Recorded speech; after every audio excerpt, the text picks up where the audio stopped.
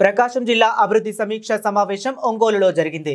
Incharge మంత్రి ఆనం రామనారాయణ రెడ్డి, జిల్లా మంత్రి డోలా వీరాంజనేయ స్వామి ముఖ్య అతిథులుగా పాల్గొన్నారు.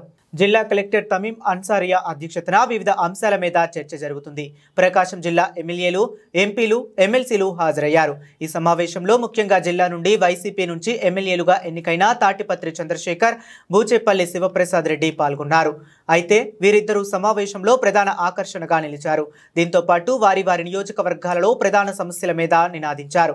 వారు అడిగిన పలు ప్రశ్నలకు సంబంధించిన శాఖల అధికారులు సమాధానం చెప్పారు. ముఖ్యంగా ఎర్రగొండపాలెం ఎమ్మెల్యే తాపత్రి చంద్రశేఖర్ తన నియోజకవర్గంలో పేరుకు 100 పడకల ఆసుపత్రి ఉన్నా వైద్యం అందని పరిస్థితి, దాంతో పాటు రక్తం నిల్వల కేంద్రం లేని కారణంతో ఇటీవలే మరణించిన వారి ఫోటోలతో పత్రికా కటింగులతో సభలో ప్రదర్శిస్తూ పలు ప్రశ్నలను సంధించారు. సమావేశంలో అధికార పార్టీ ఎమ్మెల్యేలు, మంత్రులు ఉన్నప్పటికీ ప్రజల ప్రాణులకు సంబంధించిన సమస్యల పట్ల స్పందించకపోవడంపై పలు విమర్శలు వస్తున్నాయి.